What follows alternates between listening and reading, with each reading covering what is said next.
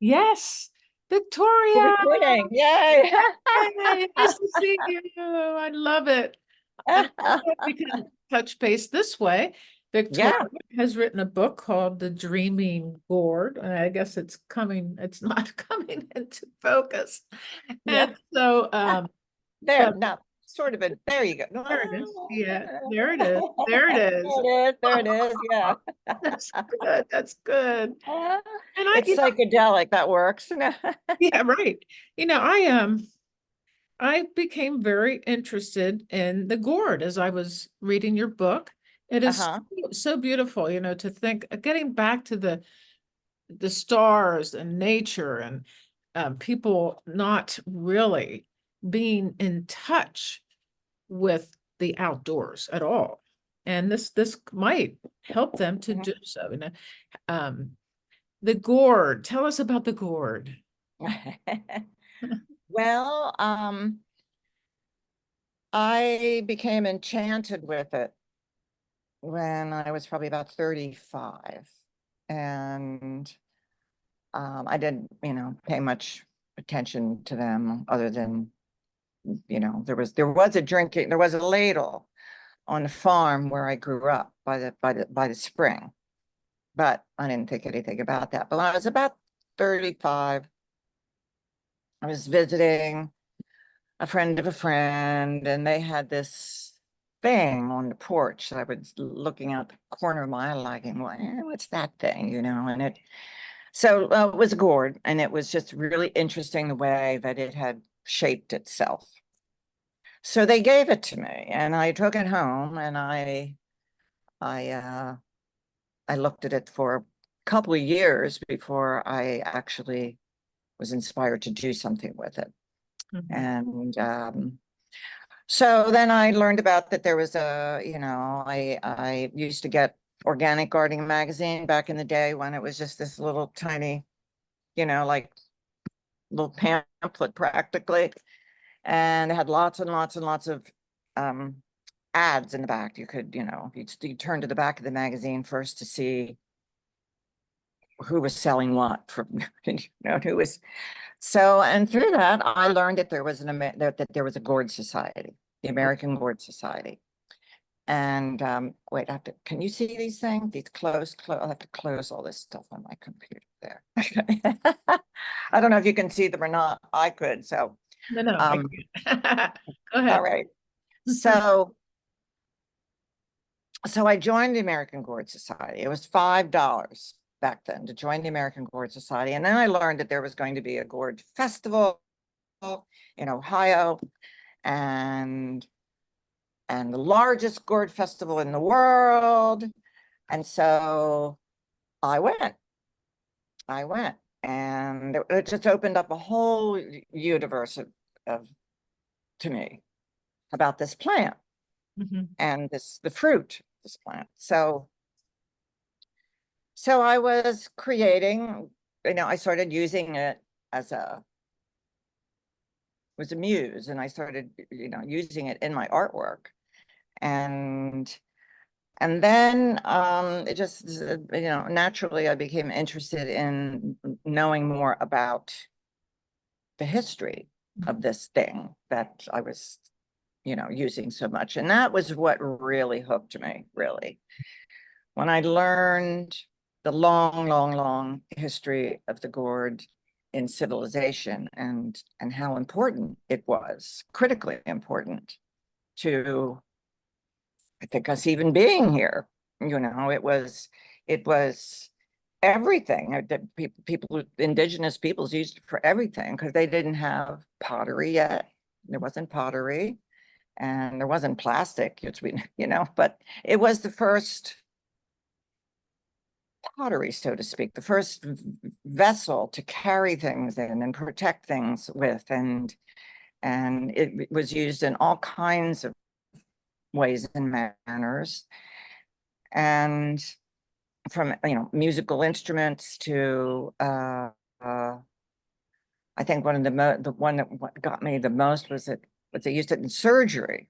Ooh, So interesting. somebody got bashed over the head, had a big gash here. They would take a piece of of a gourd that's very, roundy shape, with just the right shape, and put that over the wound and, strap the skin together with somehow with whatever they did. But that became, like today, we'd use a piece of bone or plastic or something, but they didn't have that. So they used, so it was used in surgery.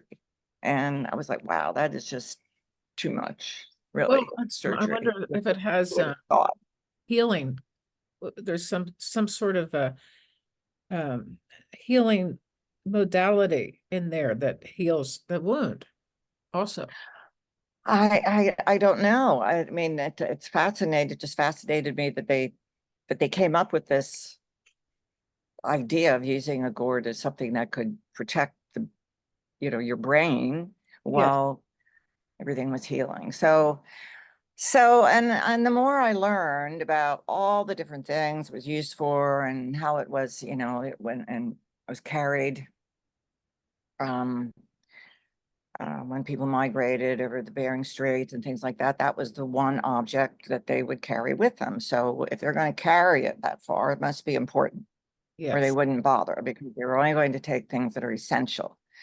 So they used it, they carried, everything from water and food to their ritual materials, their magic materials. They carried in that, and so that's one theory about how the gourd circumnavigated the globe, Oh because my. it was the first plant that that's known to have circumnavigated the globe. It's Yeah. not native to, it's native to Africa, but it and South America. But it made its way all around the place. And there's two theories about how that happened. One is by people carrying it and planting the seeds so they could have more gourds to use to do what they needed to do in daily life. And the other theory is that it floated, and which they do. So one of the uses for the gourd was as a float for fishing nets to catch fish. Yeah. Oh, And if you they take, would string them together. mhm, Yeah, yeah. yeah. So, um, so if you take a gourd, and you hard shelled gourd and you throw it into the ocean, about a year later, it'll turn up on a beach somewhere, far away, still intact. But then it rolls up on the beach, and then it gets in there, and it'll be, disintegrate, or something will bite into it or whatever. And then the seeds come out and it'll start growing. So Yeah. that's another theory. But the current theory is it was carried by humans, Uh, from place to place. So that I just kept learning more and reading more, and and somehow it just sort of, it's got this little thing in my head that it was really important that people understood this. mm, People knew about this for some reason. And because they don't, people don't know about the history of something that was so important to survival. And it was also interesting to me, like, well, if that was so important, how did that knowledge get buried yes. and for so many years? So that Do um you know how the knowledge well, was that's buried? a very long answer to your question. Do you know how the knowledge was buried or why? Say that again. I'm sorry, what? Do you know how or why that knowledge was buried about the gourd? Well, I think it goes along with things that were very important in indigenous cultures Yes. that got buried. Yeah. And just the same, and that and they had indigenous cultures, and people had tremendous power and a lot of knowledge and a lot of wisdom, and we're still learning about it and trying to accept the fact, I think, that that was true, Mhm. you know, because I think there's a, there's a like, oh, well, that was then, and this is now. And that was true then, but it can't be true now. I mean, that those things can't be important now Yeah. because we have new things and better things. And, so, but there are there's some knowledge and some wisdom.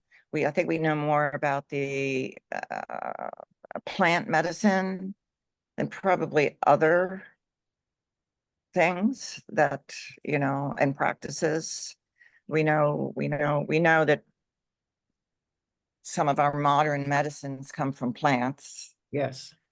And so it's easier for us to accept that a plant has medicinal qualities than some other kinds of wisdom that people had and cultures had. Mhm. So, but I think that's why it was buried. Just think it got, well, we wiped all them out. We might as well wipe out all their knowledge too. You Yes. know, Yes. basically, we did. Not Mhm. not we, but at Well, that it's point, in the yeah, collective unconscious, that's for sure. yeah, yeah, yeah, yeah. Now, how do you use the gourd as a muse? That's a very interesting point. Well, it's as an artist, Mhm. I look at the shape. The shape appears a lot, I think, in the work that I have done in the past, and I did create a very complicated body of works about how many years ago now was that? 25 or so, um, called Feminine Principle. So it speaks to me as well as a woman. And um, I mean, I think it has a lot to do with the shape of it, and that and when you take the gourd, when certain ones, if you cut them open, there will be a covering on the inside. Not all of them, but some of them will have this sort of white, silky kind of, it looks like silk on the inside, and it's very beautiful. And it reminds me of what a womb must look like. I see. Yes. I mean, because I don't know what a womb looks like, but when I look at that, Mhm. I see that. So, um, I kind of have them around, and I'm not currently, I mean, currently how I'm using it in my work is to have written the book.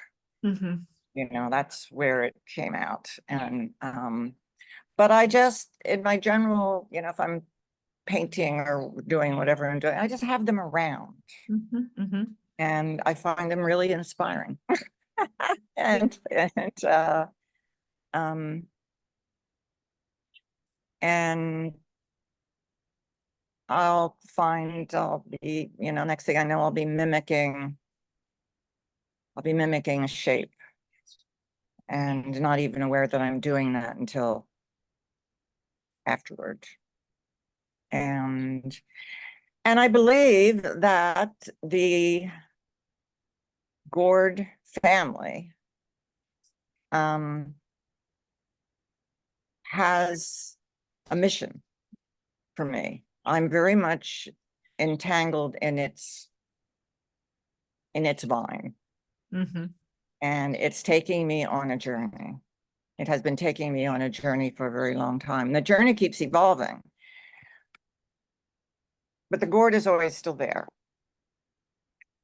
And I asked, there was a time when I would just like pray to the Gourd family to release me Mhm. so I could go do.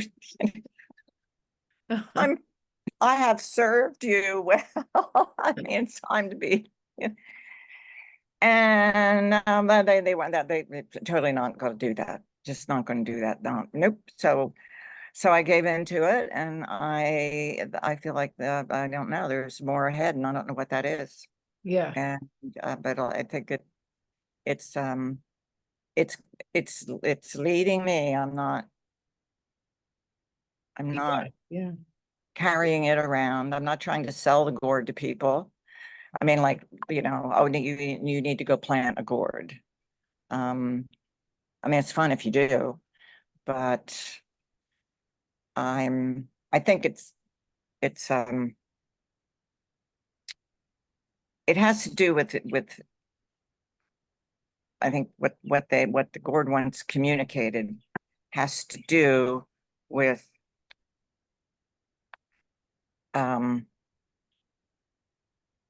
importance of things that are importance of wisdom and information and practices that have been lost or are considered not important. And I think it also has to do a little bit with marginalization. hmm, It's become a marginalized,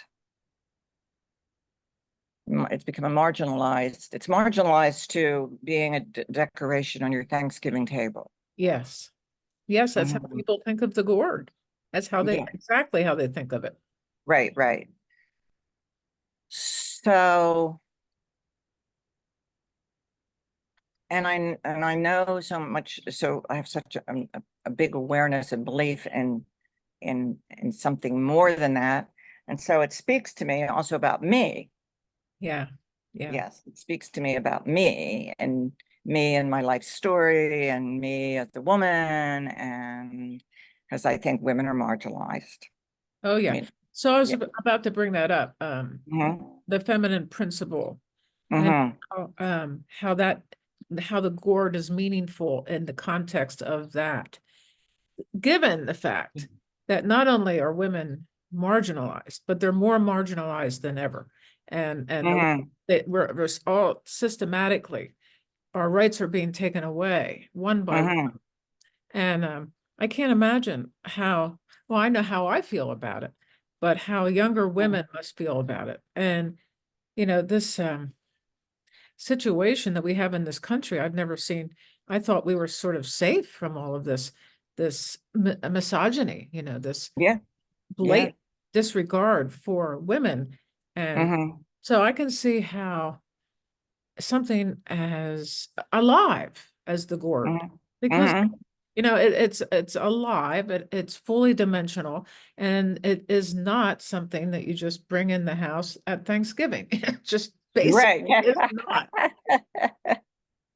And I would think that acting as a muse is very, very important to the life of I think, have you seen it like come alive in your mind's eye, or have you seen that there's a communication between the gourds that you have, like there's an interconnectivity between the Mm-hmm. gourds that you have? Yes, yes. And some, I think that probably became, well, I did um a couple pieces of a couple major pieces of work where I used the gourd, and one was this feminine principle series. There were 7 Mm-hmm. in the series, and those definitely just kind of, that one needed to be with that one and needed to be with that one, and and and I had no plan to do that. I mean, it just started and went. I didn't say to myself, oh, I'm going to do this and it's going to have 7 and that they're going to be this and that. It didn't work like that at all. Right. It evolved, and that was how it ended. Yeah, it's like they And work out of the context of mm-hmm, form of um, the goals and things that people talk about in terms of the three-dimensional reality. They, mm-hmm, they don't operate in the three-dimensional reality. And mm-hmm, they probably are, I just see that they have, it's not only something for you, it's for all of us if we can embrace that vibration, basically. mm-hmm, mm-hmm. Well, I think if if people would have a gourd and they would if they so suppose, hopefully, maybe, somebody reads my book and they think about this thing, the gourd, and they get one. They get, not just at Thanksgiving, but they just sit it there and let it be. I think it will, I think its energy will have an effect on them. And I think it's a spiritual effect. It's a especially I think if especially if you're female, Yeah. but maybe male too. I mean, maybe they look at it because it looks, many of them, not all of them, and they're all different sizes, and they were used as one of the uses for them in for the indigenous cultures were as penis sheaths to protect the penis. Mm-hmm. Mm-hmm. So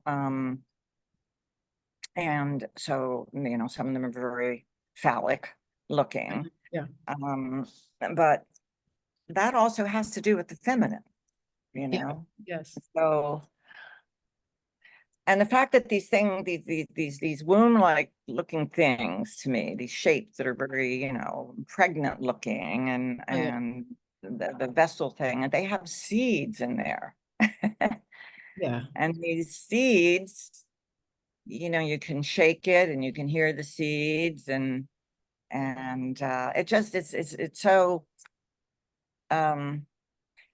you can't help but think about those things when a gourd is in your presence. If you have the knowledge and awareness about it, oh, that thing has seeds in it, and those seeds, in a different way than like a pumpkin has seeds or an apple has seeds. I um and I think that just having that around has has a has an enlightening effect. Mm-hmm. Mm-hmm. An enlightening effect to make someone ponder Right. all So those have you, ideas. you must have been planting them. Do you plant them? I have. I have planted them several times in my life in different places. And the last time I planted them was in my little city garden. Mm-hmm. And they really do like to grow. So they went up and over. Oh, I want some. I want some They seeds. went up the tree and over to the neighbor's fence and up there. Oh, that's wonderful. And, Actually, they could do nobody it. Yeah. nobody complained. But in the winter time, after the tree lost its leaves, the gourds were all hanging up there, Oh and my. that's where they dried Oh, over the that's winter. fascinating. Yeah, Fascinating. the best place to dry them. Nature dries them very, very well if they're hanging up, and so I mean, they're very entertaining that way. They're very fun. They have a Very good fun. sense of humor. Yes, they do have a sense of humor. They have a sense of humor. They're very fun as they grow so fast Yes. that it's like it's like watching corn grow, if it's but it's even more so. You can just practically, and there's another thing about the plant. I don't have any pictures to show you here, but the tendrils come out you know, and they are so human looking. It's incredible to me. Ooh. They look like Oh, yes. ballerinas coming out, and you know, and then it finds the tentacle finds something and wrap itself around. You can practically watch it do it. You can put your finger there. And If you feel hold it. it still for 5 minutes, it's going to start to go around your finger. Oh, gosh. And so they're very, so I feel like that's a dance between, you know, the human form and plant form of life and energy. I And agree, but it seems I, also more feminine than anything. very feminine, Yes. and very fertile and very, well, the series, if I can remember all the names, one was lactation. Okay. That one here.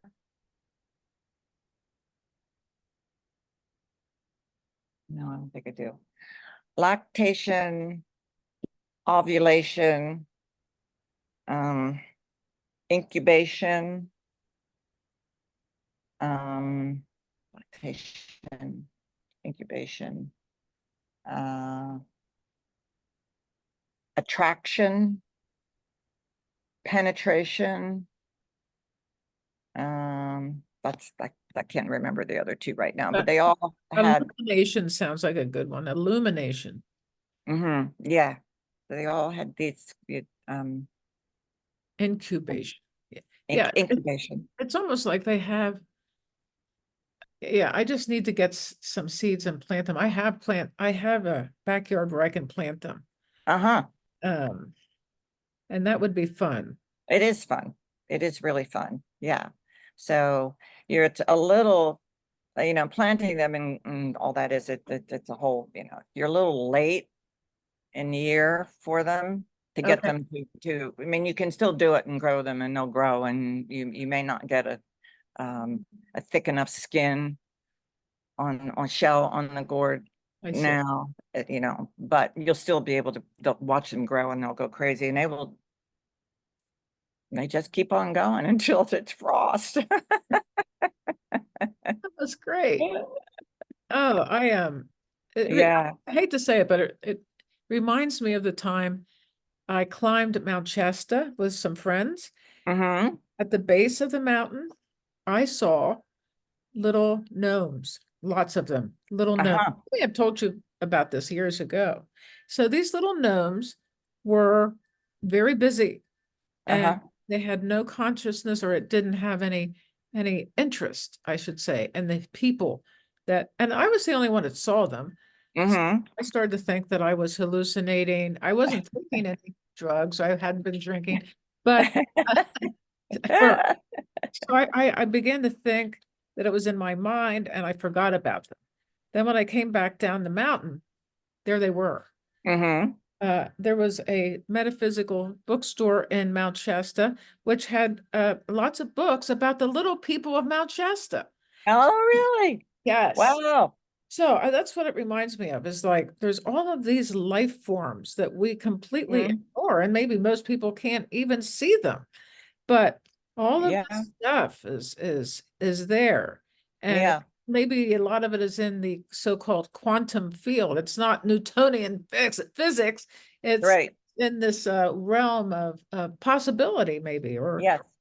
um, and it's just so wonderful to think of you using them. And I think they would be happy to have others use them, you know. I think they would. And it considering the state of,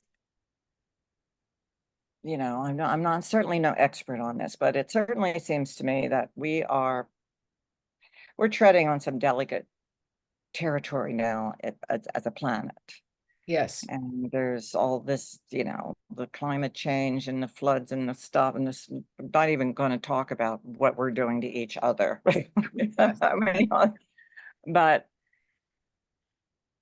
and it might come to a time, somewhere down the line where we may need to know something about something like the gourd that we could plant and use and have to help us through as a species, help us get through a dark time and use it as a practical tool like indigenous cultures did way back when, you Yes. know, and that it I think it's there's something that, you know, we could find ourselves really wishing we had something like a big gourd to store water or have feed or, you know, store food or Mm-hmm. Mm-hmm. wash a baby or catch a fish or all the many things it was used for. So I think that it's worthwhile for us advanced, we consider ourselves so advanced, but for people to pay attention to things that aren't being paid attention to. Just, you know, you might find some of those kinds of activities or knowledge or really, really useful. And if you think about everything that we use plastic for, Mm-hmm. pretty much a gourd could be used for that.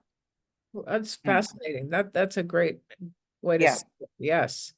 Yeah. And I was just thinking, there's just so much plastic around that we probably in our own bodies have a lot of plastic in us. And the We way do. my dog keeps eating plastic, that's very annoying. And I think that is not good for him.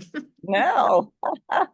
Yeah, so these remedies like the gourd and Uh-huh. so many other things are meant to put us in a meditative state and put us into a realm of receptivity to what Mm-hmm. something like the gourd can teach us, I think. Mm-hmm. Mm-hmm. Yeah. The Yeah. life, especially in our age, we don't have to rush to a job anymore and punch a time clock, thank God. Right. And Yeah. so we have more liberties to allow that kind of intelligence to permeate our meditative Mm-hmm. states, and we can use the gourd in ways that are very possibly bring forth the dream state. If people have problems remembering their dreams, I would think that would be a good way Mm-hmm. to put it next to the bed or something. Well, that's what the character in the book, she dreams her dreams, Yes, yes, uses it as a pillow, and her dreams go in there. that's right. Yeah. And they incubate, you know, that they incubate in there and then, you know. So yeah, she uses it as a dream catcher, so to speak. Dream catcher, yes, Yeah. yes. How did So, the characters in the book come to you? well, it's a good question. How did they? It started with you know, the main character and the dreamer character. And um they they came one by one, and I was trying to have a character, you know, star sisters who would go along on this journey to help the planet, you Mhm. know, help the planet who that was in trouble, and what would it what would what would be helpful in that regard. And they kind of came one by one. Well, you know, it'd be really helpful to have somebody that took notes. And it would be really helpful to have someone who um, was a cook, liked to bake, you know, and um, someone who was but liked to build, you know, was good at building things. And so they can't kind of came one by one, not as a whole, not as a whole, like, oh, well, I need these 7 characters. Things just don't come to me that way. They don't, like, I need to have it, just sort of things kind of I dream on them and then another thing will come. And I kept doing that and changing things and adding things and moving things until the last second, practically. Yes, And probably it's still evolving, I would think. that's, yeah, I don't, I don't have solid ideas of things going in. Mm-hmm. I just never have. Well, it's a And creative process for you. Your yeah, creative process is unlike is you. yeah, it's me. Yeah, it's me. Many years ago, one of my art loves, this was before the board, I can't remember, but I was stone carving. I like stone carving. That was, very powerful, very stones. I like stones. It was very, and I learned there were two approaches, Mm-hmm. and direct and indirect. And the direct approach was, I am going to carve an elephant, and I'm going to go find a stone in the quarry or wherever that I know that I can find an elephant in that stone, Mm-hmm. and an elephant emerges. Mine was, I like the stone. I don't know what's going to come out. I'm just going to start and see what happens. And then, and it was and it was really fulfilling at the end, but often very frustrating in the middle when I didn't have any idea where I was, like, what is happening here? And Yes. then it would happen, and it was like, what? Now I get it. Now Yeah. I see. Yeah. So, so the book was very much like that. I had a little short story, very short, that when I had the show where I presented Feminine Principle, and I was using, I mean, with these, it wasn't oil paint, and it wasn't stone carving, and it wasn't things that were, like, had a lot of credibility in the art world. Here it is, I'm doing this thing with gourds, for God's sake. So Mm-hmm. so I thought, so how am I possibly gonna get, anybody to pay attention to this? So I thought, well, I'll tell a story. And so I wrote this little story.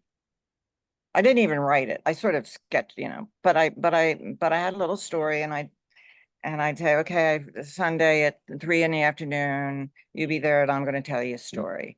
And Mm-hmm. people came. People like stories. People They like do, stories. don't they? They love I them. really love stories. So I did this little story, and I sat in a big gourd, and I told a very, very, very short version of the story that became the Dreaming Gourd, became the book. Yes, yes. And that was the nexus of it. And there were no characters, other characters. There were other characters, but they didn't have names, and they didn't have Mm, personality so much as they, as um but it was about maybe 10 minutes long. mhm, And I mhm. told this story about, looking into the sky was involved, and all that. And people really liked it. So, then that was when my mother got involved, and That's adorable.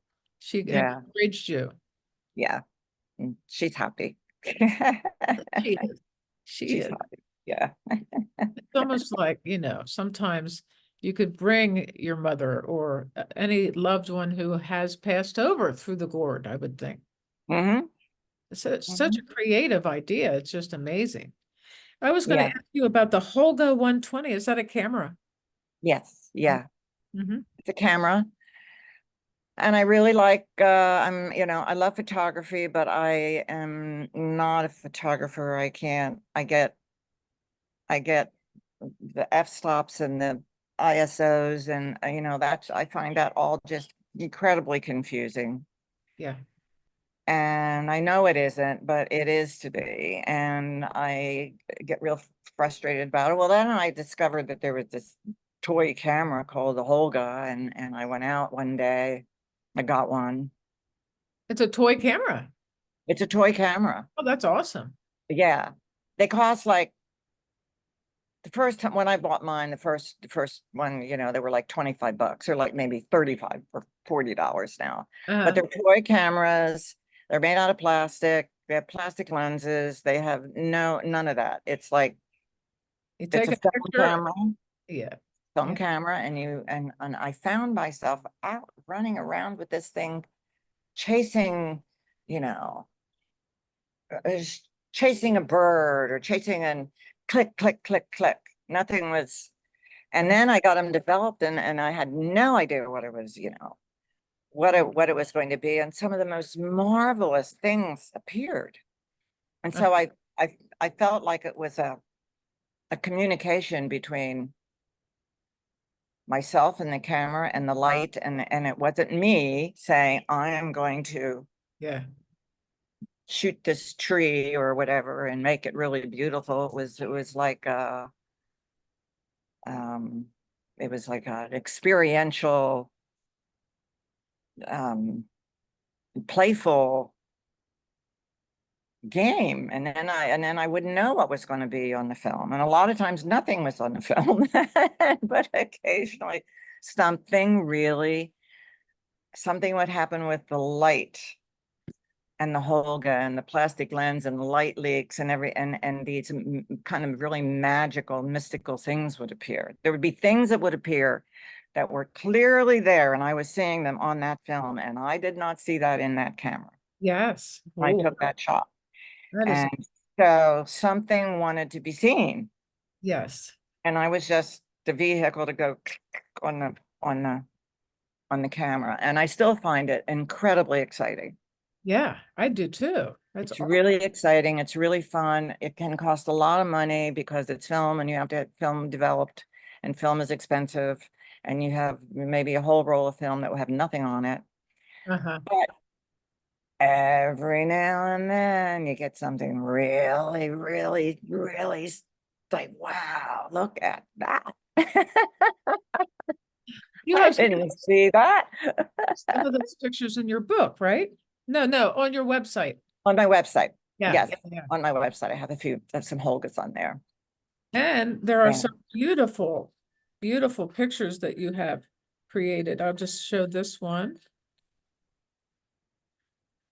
Yeah, that's the bower. Is that the gourd leaves? Yes, those are Mm, the gourd leaves, and that was um when she finds the gourds in the weeds and she takes them and plants them, they create a shelter for her, and that's the yes, bower, the shelter. and I love this one. I love them all, but this one, Yeah, bird eye in it. It's yeah, yeah, yeah. I watch. That's awesome. Yeah, yeah. How can people get your book? I guess it's on Amazon, probably. Well, it is on Amazon. That's, I mean, that's easy. A lot of people use Prime, and that's great. I encourage people to go to no wait, bookshop.org Okay.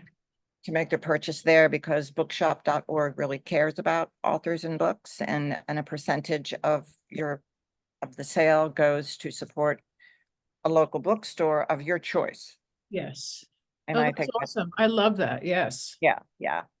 And or to your local bookseller and order it from them, or if you live in the area, come to one of my talks or something. Yeah, yeah. How But about Barnes and Noble? Is it over there that the people could it's at come Barnes and Noble. could Yeah, buy it there? yeah. Yeah.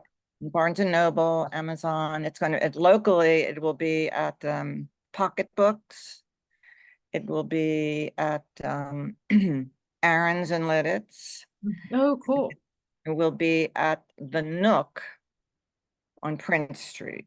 Mhm. So those are the three local places that will carry the book. Yeah. So you can, and I think I'm just going to bring this up because I think you did you want to talk a little bit about technology? Sure. We Yeah, had talked because about, how you have um what you think about technology. Oh well, our whole generation is very is all technology phobic, yes, averse.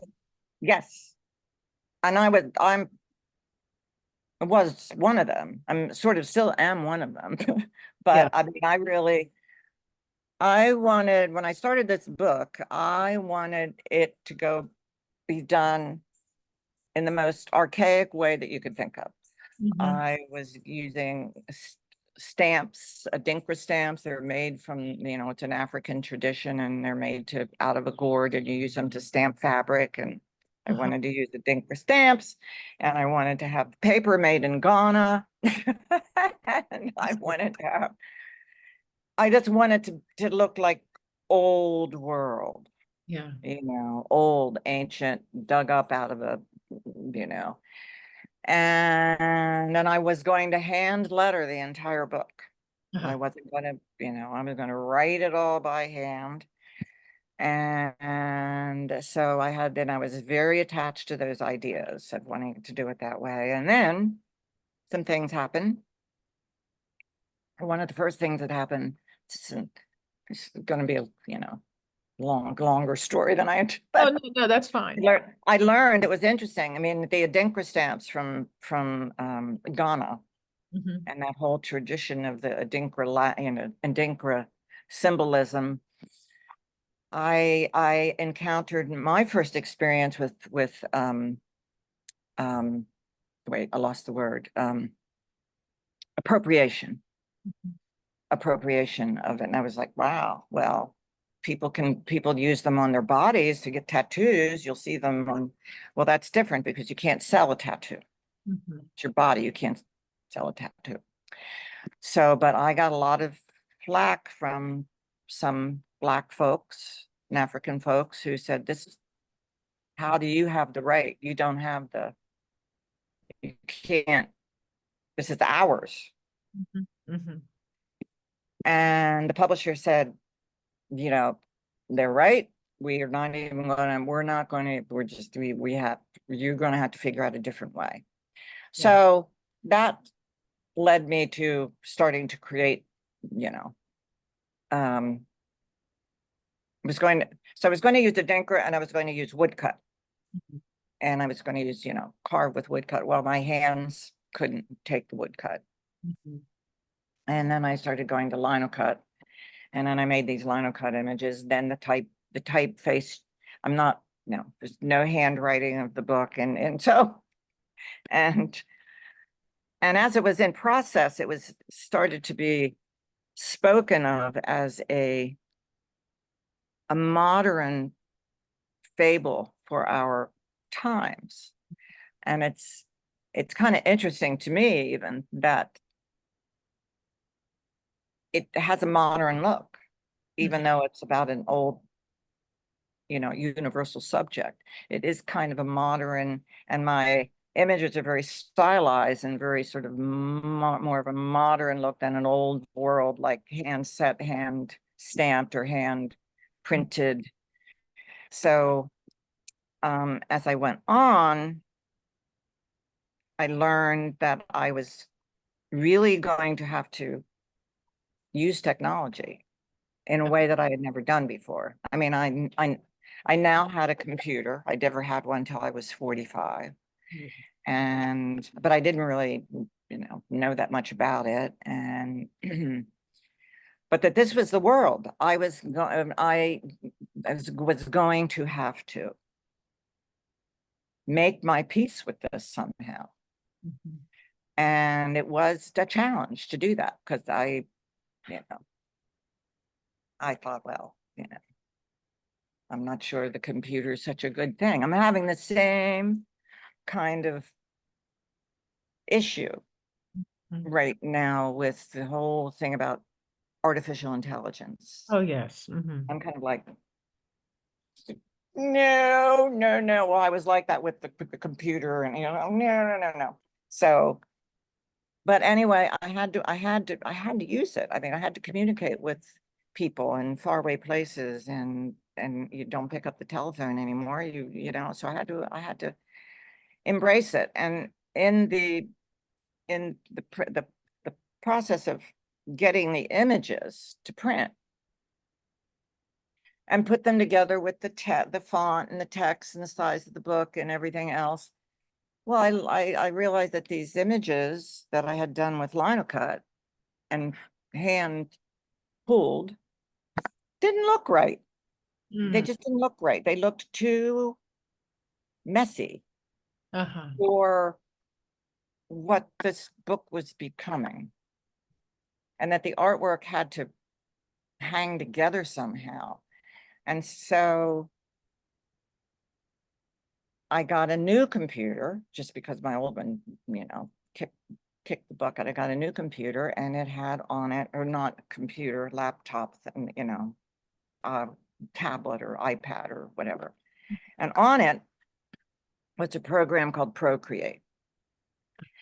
And I learned how to use that enough to be able to sort of clean up the images. Uh-huh. And then the more, you know, more I learned about it, the more I started cleaning up the images, the more I got captured by making, I mean, I could spend hours making a line just the way I wanted it to go. And so it was a combination. So you learning to use Procreate and send images, you know, digitally to a printer who is going to print them Oh, yeah. digitally was, and sometimes I didn't even know the language. I didn't know what they were talking about. I didn't know, I mean, I knew about pixels and things, but they would say, well, it's got to be this and that and this and that. I'm like, well, what does that mean? You know, but I learned it. I Yeah. learned it, and I didn't let it stop me. I learned it. I made my peace with it. That's okay. I'm going to have to do this. Mhm. And I actually, in the end, I realized how much it had helped me heal Uh-huh. just in general in my life, you know, and and that was a big realization, because I would spend in my trying to learn the program and use it, and using my eye pencil to make a line go just this way and make it this thick and not that thick and this thick here and then, you know, because it's still done by hand. It's not, I mean, I did it, nothing generated it. It's still a hand done thing. It's not AI. It's not AI, but I would spend hours, and those hours were like a meditation, and it kept my brain from thinking about everything that it would be thinking about that would make me absolutely crazy. Because I was dealing with my parent, the death of my parents, Yes. and the loss of this, and the lots and lots and lots of loss of the whole bunch of stuff, and getting older. Mhm. You know, now I was, you know, was 72, I guess, 72-ish, about to turn 73 when my parents died, both of them. It's like, and I just, it just helped me. It was a meditation, became a meditation. And I didn't know that when I was doing it. I only figured that out in reflection. Right. So, um, so I have now a different, because of that, I don't I don't think that everything that goes on with in the technology world is wonderful, but I think there's a lot of wonderful things in it. And Yeah. you I can get that. embrace what's wonderful in it, and don't have to pay attention to what isn't wonderful, like Facebook or whatever, whoever's saying what on, you know, Oh, yeah. Yeah. yeah. So, yeah, I find of all the social media, I like YouTube the best. I mean, it has Uh-huh. much to it. and you can create, it is a community. So that Uh-huh. reach out to people, and there's all kinds of thought leaders, and you can learn from them, and Mm-hmm. it has some opportunity to be wildly successful monetarily. Uh-huh. It's not an overnight kind of thing. It takes time. Right. Right. Right. Right. And Well, I've there's never been a materialist, so uh-huh. Yeah, I like that people share their knowledge on YouTube about all kinds of things. yeah. You know, that's how I learned mostly to use this, Procreate. Yes. I went to people who would just put, okay, this is how you do this, and on YouTube, and watch it and stop it, and Right. and Exactly. then Yes. watch it and stop it, and and a lot of people gave away a lot of wonderful information. For sure. The thing is about Facebook and Instagram and TikTok and all of these platforms, whatever you put on there kind of disappears like that over Yeah, they do. Yeah. now, not YouTube, it stays there. Mhm. Things that Hmm. back in a long time ago when the democracy, it had to do with Occupy Wall Hmm. Street. Around that Hmm. time, I took I went downtown. We had a little Occupy Wall Street thing happening at the police station. There were people Hmm. hanging out there, and I took a video and I was interviewing people. And that particular video is still getting views and getting, Really? yeah, that's not anything that would happen anywhere on the social media Huh. platform. Interesting. Interesting. Yeah. So, Interesting. so the thing Yeah. about any kind of social media, if your intent is to serve people and to Hmm. help people in any way that Hmm. you can, that is the attitude to have. And the Hmm. people who are doing crazy things with AI and um, Hmm. using the gaming stuff to Hmm. films, and I don't think that's cool at all. Not for me, it isn't. Let's put it that way. Hmm. And, Yeah. I mean, and then I learned that the most successful ads are somebody standing in front of the camera and trying and selling it instead of all this fancy stuff. Yeah, Yeah. and Yeah. especially in our generation, I don't think people really are drawn to AI. I really don't. I No, I I don't think think. they want that uh, Hmm. direct, Yes. sincere Hmm. approach, not Hmm. this crazy thing. And it's all these scams that are really coming out of AI too. Yes. Yes, they are. You've got to be really careful, so Yes. I'm not, I guess it's not going away. So, but I'm not, I'm very skeptical. I'm very wary about, well, I can see it. I mean, it's still really pretty easy to see, like, that was not written by a Yes. human, Yeah. or that was not, you know, drawn by a human. But it'll become more sophisticated and more difficult to tell that apart. That's And exactly right. Now, are you familiar with the writer Sark? Remember Sark from back in yes, still yes, with us? Anyway, yes, she handwrites her books. She yes. in different colors. I Hmm. think that is so I so have one of her, yeah. yes, I love it. How to be an artist. I had that somewhere as well. I think it Yeah. deteriorated somehow. Uh-huh. And that's how we were raised. And I think that what you have, your gifts that are continuing to evolve from the Gourd can help us all. Hmm. And I appreciate Hmm. that. Yeah, well, thank you very much. Thank you. Yes. I'm glad I didn't quit. It would have been really easy to quit. There have been many, many, many times I just thought, this is too hard. Yeah. I don't know what I'm doing. This is terrible. Who's going to want to read this? And I really don't know who does. I don't know. I mean, I'm not, It's like it's none of your business anymore. it's like, I'm not in this for the money. I don't have like 6 or 7 books ready to go in a row. I mean, but people pump them out, especially romance novels. It's just like boom, boom, boom, boom. and they sell a lot of them, you know. So, but that's just not what my intent was. And I figure it now, I did it, it's out there, it has a life of its own. And I'm hoping it now And you takes, and you have a life of your own. I do, and it's entwined with the Gourd family still. And they'll So continue to this, take me on an adventure.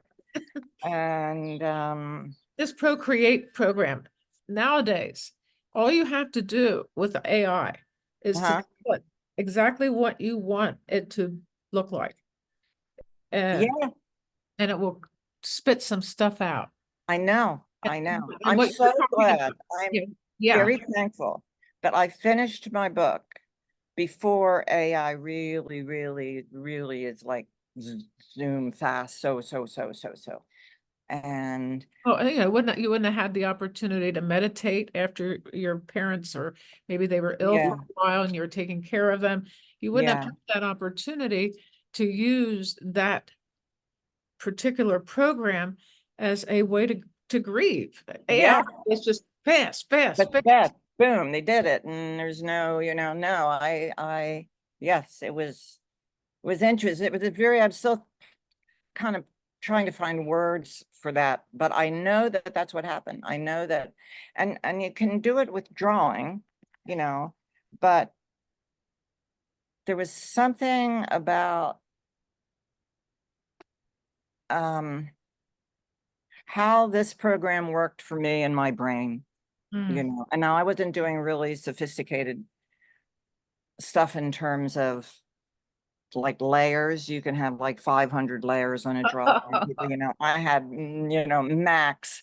If I had to go beyond 3 layers, forget it. I would just get lost. So yeah, so I had to go back and figure out how to go back to the first thing and keep it very simple for myself. So I certainly have not mastered that program, but it did what I needed it to do. And somehow when you're drawing or you're painting or you've got stuff, you've got all these pens and pencils and this lead and that, this and that. You just got the art, you just have stuff. Yes. And the last, and it's this program, all I had was my iPad and an iPencil and me. And Mhm. that was it. It was very clean. I didn't have any other distracting stuff like you do when you make a collage. You've got papers all over the place, and you've got, or now you're painting, you've got all these paints and brushes and water and cleaners and stuff and frames and blah, blah. Just was very clean. Then that was part of the meditation. It was just Yes. Yeah. simple. Well, It the was thing is, keeping simple. it simple is the Yeah. answer to Yes. It anything kept, that we're doing. yes. Yeah. And I had that, like, I thought one day, I'm not surrounded by visual distractions, Yeah. which can really distract me. I'm just here with this thing and this pencil, and I would just lose myself for hours in it. That's awesome. Yeah, yeah. So I highly recommend giving it a try. It doesn't bite, it didn't bite me. But there were many times I wanted to just, and had to do with all different kinds of things, communication with printers and publishers and having to do a website and not understanding how to do a website and Your somebody else website doing is it. beautiful, I think. I love it. Thank you. Well, I didn't, I had to have somebody, I couldn't. Well, it's And difficult, I think. thank you. Thanks. I'll tell them. I'll tell them. And I mean, I had a lot of input into it and I need to update it. And I have learned kind of how to do that. And so I Good. need to spend some time with it, but that was way beyond me. And I was going to self-publish, Yes. and was by divine intervention that a publisher came along, because that is a whole nother world. And I'm glad that I didn't have to learn as much about that as I would have had to learn if I self-publish. Yes, I I agree. would, I still wouldn't have the book out there, I don't think, Mhm. so, Yeah, so that because was, it's all this self promotion yeah, that gets shouted into the void sometimes. yes, yes, well, yes, that's still going on. I mean, I'm supposed to, do an Instagram post at least 3 times a week and do a this and a that. And I do them and I think, yeah. Well, that wasn't very effective.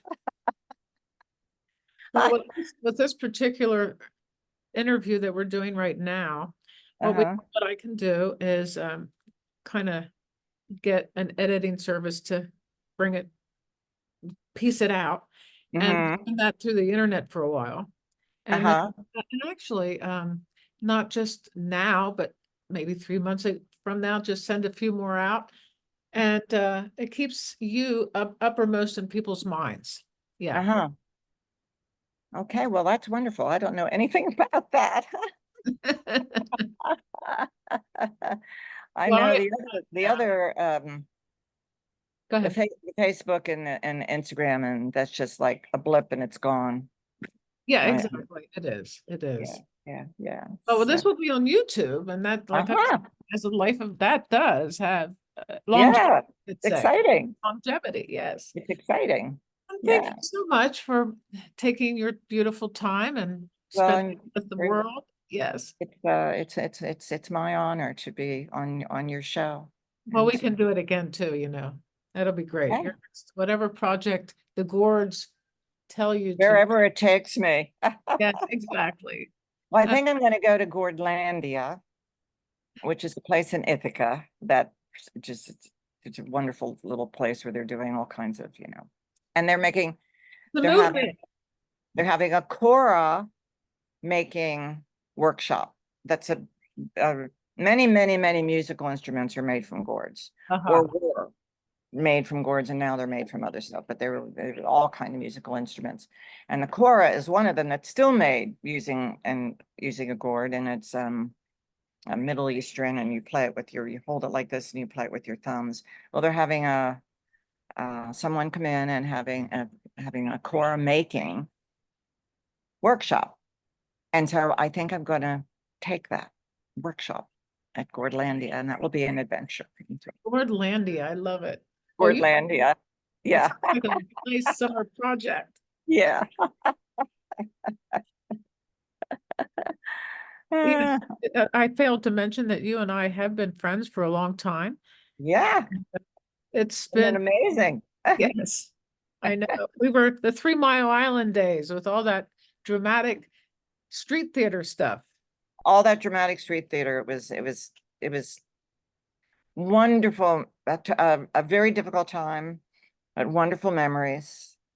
And at the time, I remember saying to all of everybody at the restaurant, like, if you need to leave, you do whatever. I mean, I just, but most everybody elected to stay and just go through it together.